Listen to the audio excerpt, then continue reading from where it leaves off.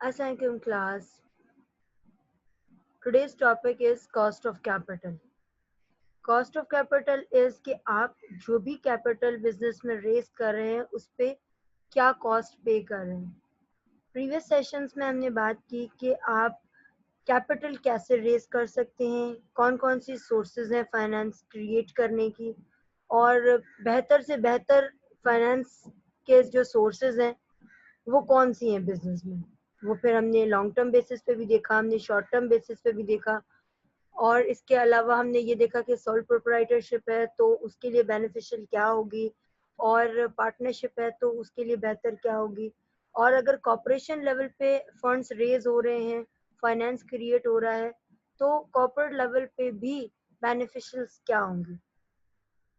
इसके अलावा कॉर्पोरेट में भी मैंने बात की थी कि किस तरीके से small and medium enterprises like SMEs के लिए कितना इम्पोर्टेंट है, और इसके अलावा मैंने बात की थी कि आपके लिए एमएनसीज के लिए कितना इम्पोर्टेंट है, और फंड्स कैसे रेज होते हैं, किस तरह से रेज होते हैं, कौन कौन सी उनकी एडवांटेजेस हैं, कौन कौन सी उनकी डिसएडवांटेजेस हैं.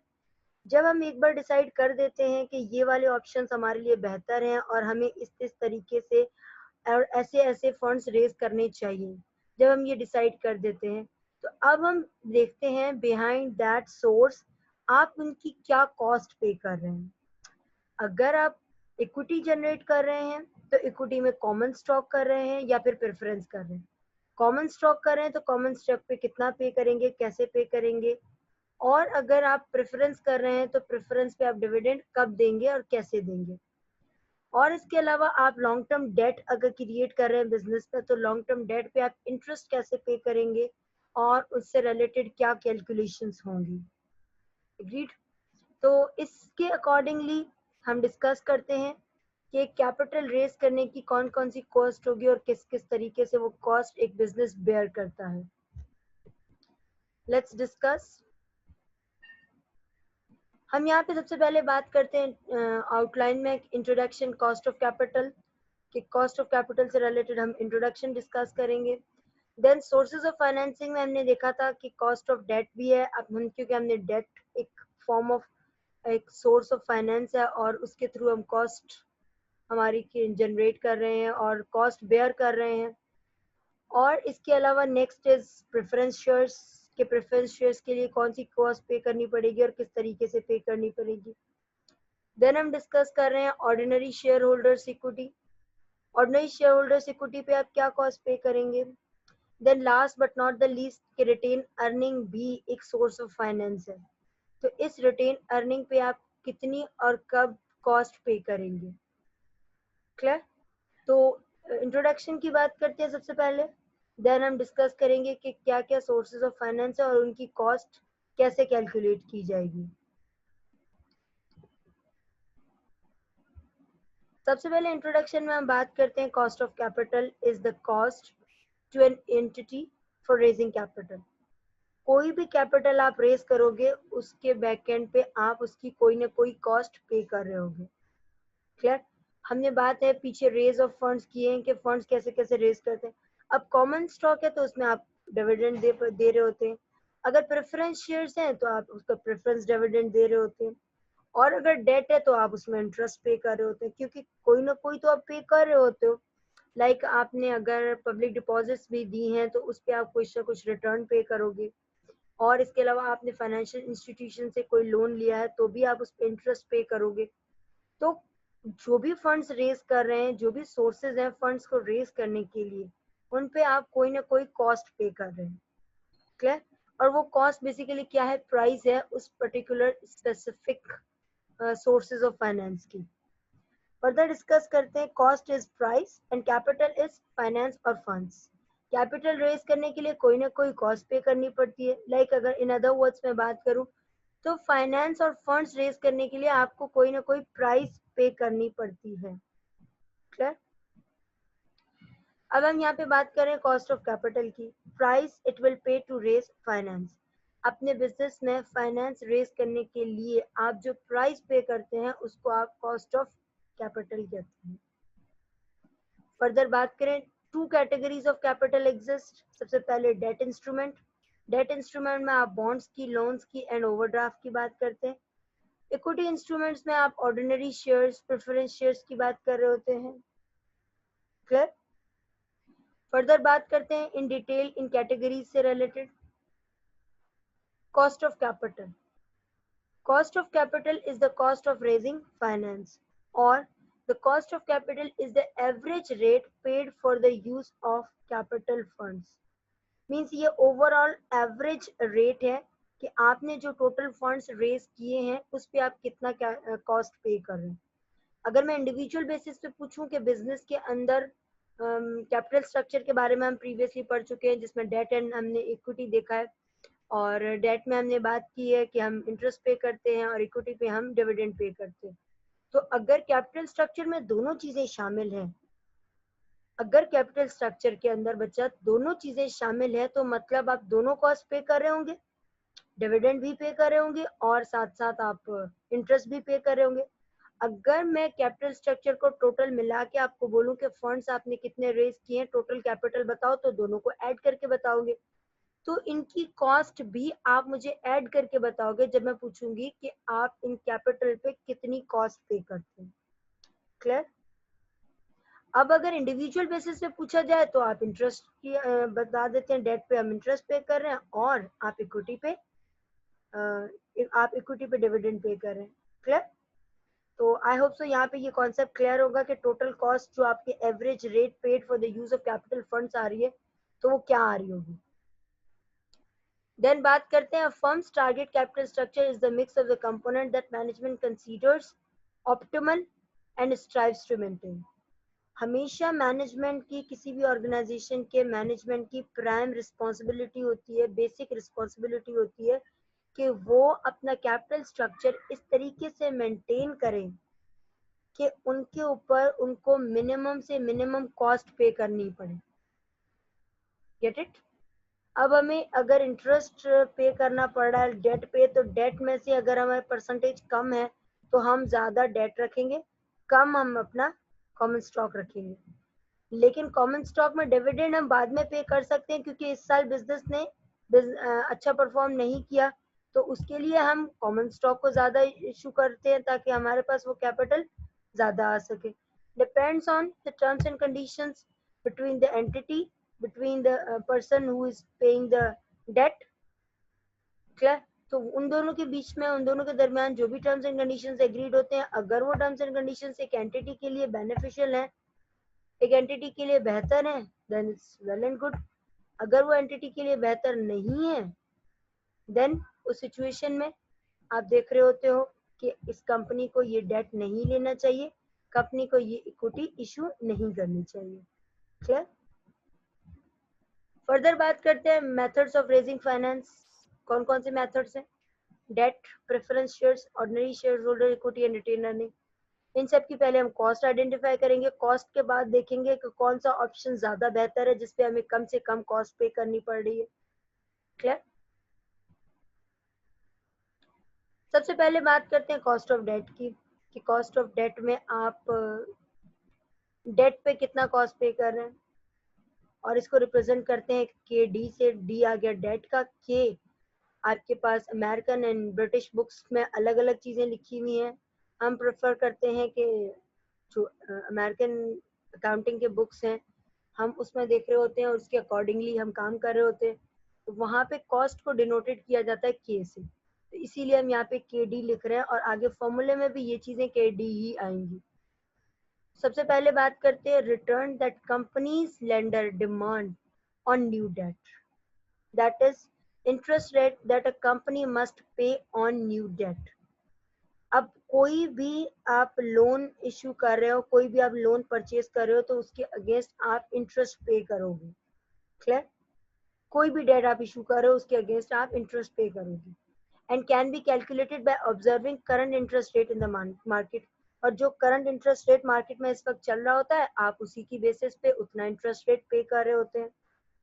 क्लियर? आगे बात हो रही है two types, non redeemable debt and redeemable debt. One by one discuss कर लेते हैं, नॉन रिडीमेबल डेट में क्या बात हो रही है और रिडीमेबल डेट में क्या बात हो रही है। सबसे पहले बात करते हैं नॉन रिडीमेबल डेट की। नाम से ही जाहिर है, नॉन रिडीमेबल कोई ऐसी चीज जो वापस रिडीम नहीं हो रही है, कोई ऐसी चीज जो आपके पास कंटिन्यू बेसिस पे चल रही है, तो वो डेट जो आपका कंटिन्यूस बेसिस पे चल रहा है मींस कोई उसका कट ऑफ पॉइंट नहीं है कि आपको पे कब करना है, आप बस इंटरेस्ट पे करते जा रहे हैं, तो उसको हम कहते हैं नॉन रिडीमेबल डेट, जिसको इन अदर वर्ड्स भी कहते हैं यूज परपेचुइटी प्रिंसिपल्स के अकॉर्डिंगली आप ये नॉन रिडीमेबल डेट बिजनेस में लेके आते हैं। इसमें बात करें the cost of non redeemable debt can be calculated as follows. अब यहाँ पे एक फॉर्मूला गिवन है और इस फॉर्मूले के अकॉर्डिंगली आप देख रहे होते हो कि किस तरीके से एक बिजनेस नॉन रिडीमेबल डेट पे कॉस्ट पे कर रहा है। फॉर्मूले में चीजें गिवन है, cost of debt is equal to interest rate 1 minus tax rate divided by amount received. इसमें interest rate 1 minus tax rate को ratio, basically it's a ratio. यहाँ पे हम देख रहे हैं कि कितना इंटरेस्ट रेट हम पे कर रहे हैं और उसमें से हम टैक्स का अमाउंट देख रहे हैं और इसको डिवाइड कर रहे हैं अमाउंट रिसीव से। और अगर इनको टर्मिनोलॉजी से देख लें तो K D is equal to 1 I minus I 1 minus T B naught amount received. अभी जो आज रिसीव कर रहे हैं, नॉट का मतलब क्या, आज रिसीव कर रहे हैं। डन। अब यहाँ पे इस फॉर्मूले को समझाने के लिए मैं आपको एक एग्जांपल लेती हूँ, जो कि मैं अगली स्लाइड में एग्जांपल क्लियरली मेंशन्ड है, जिसमें ये बात हो रही है कि कॉस्ट ऑफ डेट पे सिर्फ इंटरेस्ट की बात हो रही है और वो इंटरेस्ट आप कितना पे करोगे उस अमाउंट पे, वो परसेंटेज गिवन होगी, उस परसेंटेज के हिसाब से आप इंटरेस्ट रेट निकाल लेंगे और डिवाइड कर देंगे अमाउंट रिसीव से, तो आपके पास अमाउंट आ जाएगा एग्जैक्टली। बट यहाँ पे बात हो रही है टैक्स की भी, तो टैक्स का कॉन्सेप्ट क्या है ये हम आगे स्लाइड में देखते हैं। Example to understand why tax is deductible from debt. इस फॉर्मूले में इंटरेस्ट रेट से आपका माइनस हो रहा है 1 minus tax rate, means multiply हो रहा है 1 माइनस टैक्स रेट। तो यहाँ पे ये देखा जा रहा है टैक्स की बात यहाँ पे क्यों आ रही है वो थोड़ा सा समझ लेते हैं। कंपनी ए, कंपनी बी, कंपनी ए ने लोन लिया हुआ है और उस पर वो इंटरेस्ट पे करेगी, कंपनी बी ने कोई लोन नहीं लिया और उस पर वो कोई इंटरेस्ट नहीं पे करेगी। तो प्रॉफिट बिफोर टैक्स हमने देखा कि 110 आ रहा है और इसमें से इंटरेस्ट, क्योंकि कंपनी ए ने इंटरेस्ट लिया है तो वो लोन लिया है तो उस पर वो इंटरेस्ट पे करेगी और इंटरेस्ट का अमाउंट आ रहा है 10 रुपीज। तो 110 से आप 10 माइनस कर रहे हो तो 100 आ रहा है, प्रॉफिट आफ्टर टैक्स यहाँ पे 100 आ रहा है। Get it. टैक्स माइनस करें 40%, जो कि 40 रुपीज आ गया, माइनस कर लिया, नेट प्रॉफिट 60 आ गया। क्लियर। कोई ऐसी नई चीज नहीं है, सब चीजें आगे पहले से प्रीवियसली सीखी हुई है हमारी। कंपनी ए की चीजें हमने कैलकुलेट कर ली। अब कंपनी बी ने कोई लोन नहीं लिया तो वो कोई इंटरेस्ट नहीं पे करेगी, तो उसका प्रॉफिट बिफोर इंटरेस्ट, जो प्रॉफिट बिफोर इंटरेस्ट है वही प्रॉफिट आफ्टर इंटरेस्ट है 110। अब यहाँ पे वो 40% टैक्स पे कर रहे हैं और 40% टैक्स कितना आ रहा है 44, तो 66 आ गया। अब यहाँ पे जो मेन कॉन्सेप्चुअल वाली बात, समझने वाली बात यहाँ पे क्या है कि कंपनी ए ने लोन लिया है उसका प्रॉफिट कितना आ रहा है 60, कंपनी बी ने लोन नहीं लिया उसका प्रॉफिट आ रहा है 66। दोनों के बीच में डिफरेंस कितना आ रहा है 6 रुपीज ओनली, बट वो इंटरेस्ट कितना पे कर रहा है 10 रुपीज।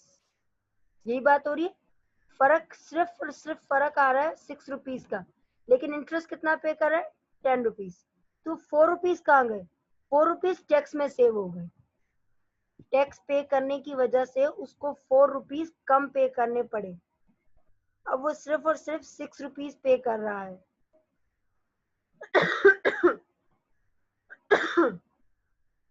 अदरवाइज क्योंकि कंपनी ए ने लोन लिया हुआ है और उसका प्रॉफिट आ रहा है 60, कंपनी बी ने लोन नहीं लिया और उसका प्रॉफिट आ रहा है 66, तो दोनों कंपनीज के बीच में डिफरेंस सिर्फ और सिर्फ 6 रुपीज का है, लेकिन इंटरेस्ट का अमाउंट 10 रुपीज, डिफरेंस आ रहा है 4 रुपीज का।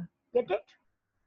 अब यहाँ पे इसी चीज को समझते हैं, cost of debt is equal to interest rate 1 minus tax rate. Tax rate कितना आ रहा है आपके पास 40% आ रहा है यहाँ पे, डिवाइडेड बाय अमाउंट रिसीव्ड।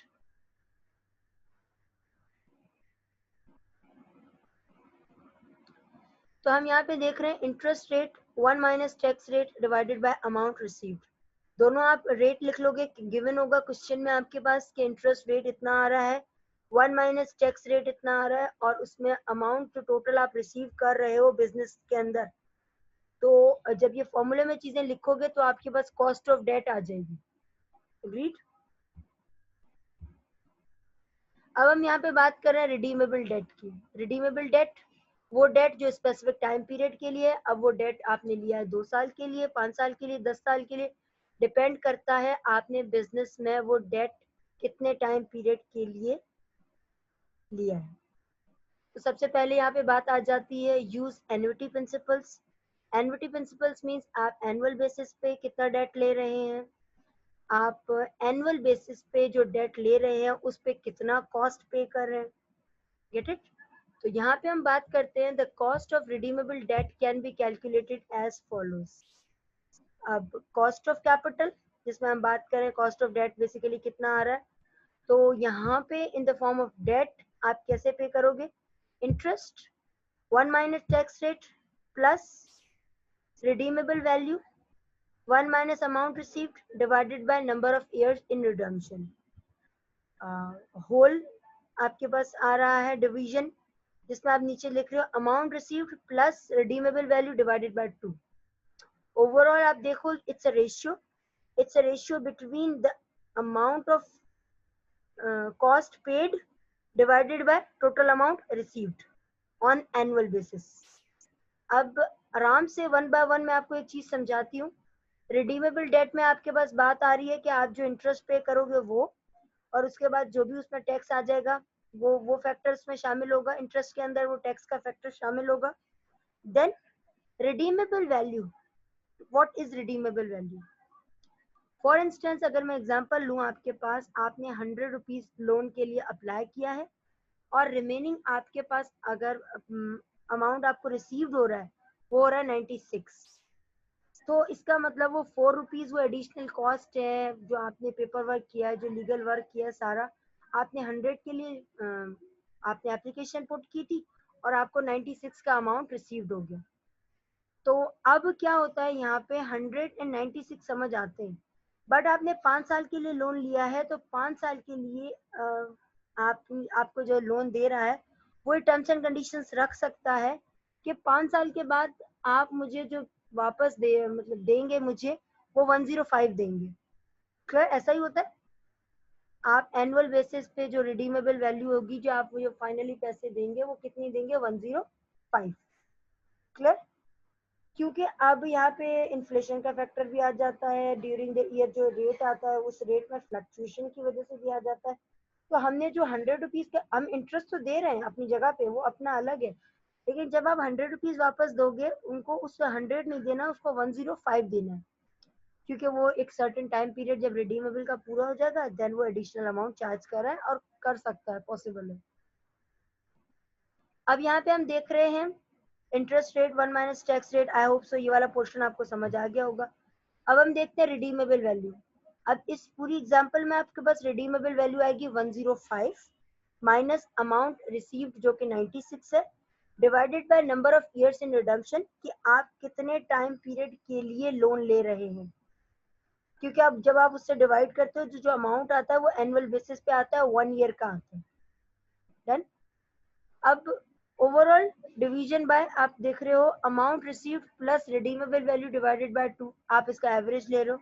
आप अमाउंट रिसीव्ड कितना कर रहे हो 96, रिडीमेबल वैल्यू है 105, डिवाइडेड बाय 2 करोगे एक एवरेज वैल्यू आ जाएगी और वो एवरेज वैल्यू आप यहाँ पे लिख देंगे। फॉर्मूले में भी कुछ इसी तरीके से हो रहा है, KD is equal to I 1 minus T plus RV redeemable value minus B naught amount received at current period divided by N जितने टाइम पीरियड के लिए आपने लोन लिया है। इसको डिवाइड करें B naught plus R V divided by 2, जो amount receive कर रहे हैं वो, जो रिडीमेबल वैल्यू है वो, उन दोनों को ऐड कर दो, डिवाइड बाय 2 कर दो, तो आपके पास एवरेज लोन अमाउंट आ जाएगा। क्लियर? अब यहाँ पे बात हम करते हैं further cost of preference shares की। अब तक हमने आपको बात की कॉस्ट ऑफ डेट की। डेट में हमने बात की नॉन रिडीमेबल की बात। नॉन रिडीमेबल में कैसे बात करते हैं, किस तरीके से करते हैं, जब वो हमारे पास अमाउंट वापस पे ही नहीं कर रहे हैं, उनको एक कंटिन्यूस पीरियड के लिए है, जब तक बिजनेस चलता ही रहेगा तब तक हमारा ये लोन भी चलता रहेगा, तो फिर उसके अकॉर्डिंगली हम कैलकुलेशन करते हैं। और हमने वो कैलकुलेशन देखी कि किस तरीके से कैलकुलेट करना है। रिडीमेबल में हमने अच्छे से देखा कि रिडीमेबल डेट में आपके पास क्या क्या बात हो रही है, किस तरीके से बात हो रही है। एक सर्टेन टाइम पीरियड के बाद रिडीमेबल वैल्यू आपको पे करनी होती है, और किस टाइम पीरियड के लिए लिया है, कैसे लिया है, और किस तरीके से कैलकुलेट करना है। कॉस्ट ऑफ कैपिटल में आप देख रहे हो कि डेट की कितनी कॉस्ट आ रही है। तो आपने यहाँ पे देखा होगा कि डिवाइडेड बाय चीजें आ रही हैं, तो डिवीजन से जो ऊपर वाली चीजें हैं वो सारी की सारी क्या है, इंटरेस्ट के ऊपर वो एडिशनल अमाउंट पे कर रहे हो, जो रिडीमेबल वैल्यू एडिशनल पे कर रहे हो, सिर्फ वो चीज आ रही है जो 5 रुपीज पे कर रहे हो एडिशनल, वो divided by number of years, तो जितने सालों के लिए उतनी रिडीमेबल वैल्यू आ गया आपके पास, इतना अमाउंट आ गया, और उसको आप डिवाइडेड करो total amount received on average basis, तो आपका ओवरऑल कॉस्ट आ गई रिडीमेबल डेट की। Get it? फर्दर बात करते हैं हम कॉस्ट ऑफ प्रेफरेंस शेयर्स की। अब यहाँ पे हम प्रेफरेंस शेयर्स इशू करते हैं, तो जब हम प्रेफरेंस शेयर्स इशू करते हैं तो उस पर हम प्रेफरेंस डिविडेंड पे करते हैं, और यहाँ पे कॉस्ट की वही डिनोमिनेशन आपके पास के है और प्रेफरेंस शेयर्स की पी है, it's stand for K P. Clear? अब हम यहाँ पे बात करते हैं related to the dividend paid on preference shares. Obviously हम प्रेफरेंस शेयर्स पे जो डिविडेंड पे करेंगे उनको प्रेफरेंस डिविडेंड कहते हैं। क्लियर? फर्दर हम आगे बात करते हैं preference dividend are not deductible from tax purposes, क्योंकि जब डिविडेंड पे करते हैं, जब डिविडेंड की बात आ रही होती है तो आपका ऑपरेटिंग प्रॉफिट आ गया, क्योंकि हमने कैपिटलाइजेशन का टॉपिक पढ़ा था, उसमें ये चीजें क्लियरली थी कि जब आपके पास प्रॉफिट आ जाता है, लाइक ग्रॉस प्रॉफिट, उसके बाद ऑपरेटिंग एक्सपेंसेस लेस कर दिए, तो earning before interest and tax आ गया, उसमें से आपने इंटरेस्ट भी पे कर दिया अगर इन केस इफ एनी है, और उसके बाद आपने टैक्स भी पे कर दिया, तो आपके पास नेट प्रॉफिट आ जाता है। Got it? अब नेट प्रॉफिट का एक पोर्शन आप डिविडेंड पे करते हो, एक पोर्शन आप रिटेन अर्निंग में रखते हो, तो टैक्स से रिलेटेड जो भी काम था वो आपने पहले ही कर दिया। जब आपने वो काम पहले कर दिया तो यहाँ पे प्रॉफिट में आपके पास टैक्स की कोई बात नहीं है। क्लियर? अब यहाँ पे टैक्स की कोई बात नहीं आएगी, दैट्स मीन फॉर्मूला जब आप कैलकुलेट कर रहे होगे तो प्रेफरेंस शेयर के फॉर्मूले में टैक्स की कोई बात नहीं होगी, जो भी बात हो गई या ऊपर बात हो चुकी है। तो अब जो प्रॉफिट आ रहा होगा उस प्रॉफिट का कितना परसेंट आप डिविडेंड पे करते हो, कितना आप रिमेनिंग रिटेन अर्निंग में रखते हो। क्लियर? अब बात करते हैं calculation of cost of preference shares depends on whether the preference shares are redeemable और नॉट। सबसे पहली बात देखी यही जाती है कि प्रेफरेंस शेयर्स रिडीमेबल हैं या नहीं, क्योंकि एक सर्टेन लेवल पे एक सर्टेन टाइम पीरियड के बाद कंपनी के पास ओवर कैपिटलाइजेशन का इशू आता है, तो वो अपने प्रेफरेंस शेयर सारे रिडीम कर लेती है, और उसके रिडीम करने की वजह से ओवर कैपिटलाइजेशन का जो इशू होता है वो आपका रिजॉल्व हो चुका होता है। इसके अलावा बात करते हैं non redeemable, use perpetuity principles, redeemable में यूज एन्युटी प्रिंसिपल्स। क्लियर? ये चीजें हम प्रीवियसली डिस्कस कर चुके हैं। नॉन रिडीमेबल में हम परपेचुइटी प्रिंसिपल यूज करते हैं, रिडीमेबल में हम लोग एन्युटी प्रिंसिपल यूज कर रहे थे। अब सबसे पहले यहाँ पे बात करें नॉन रिडीमेबल प्रेफरेंस शेयर्स की। वो प्रेफरेंस शेयर्स जो नॉन रिडीमेबल हैं, जो वापस नहीं ले रहे हैं, एक सर्टेन टाइम पीरियड गुजर गया है, एक लंबा अरसा गुजर गया, हमने अभी तक कोई भी वापस शेयर होल्डर्स को पैसे नहीं दिए हैं, एग्जिस्टिंग शेयर होल्डर्स को, क्योंकि preference shares existing share holders को ही दिए जाते हैं। तो एग्जिस्टिंग शेयर होल्डर्स में यहाँ पे कोई भी ऐसा नहीं है कि आपके पास रिटर्न करे प्रेफरेंस शेयर्स को, वो नॉन रिडीमेबल है। यहाँ पे बात आ रही है cost of preference shares is equal to preference dividend divided by amount received. जो भी प्रेफरेंस डिविडेंड आप पे करोगे उसमें से आपने जो अमाउंट रिसीव की है